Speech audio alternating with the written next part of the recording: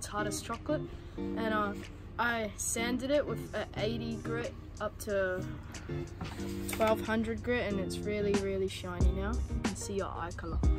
This is made out of what's used to make tents.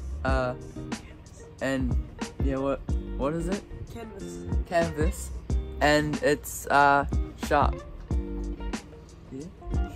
Yes, very happy with how it turned out. This is my knife, the best knife. It's got, so that's denim there, it's like denim micarta, and then we've got G10 plastic and some copper pins. It's pretty sharp, yeah, pretty good. Oh, here's my knife. We just spent 2 days making it.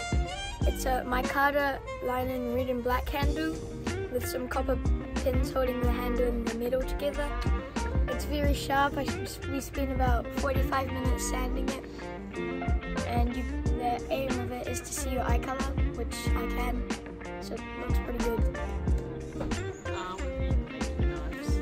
And how's your knife came out? Very good. Tell me about your knife.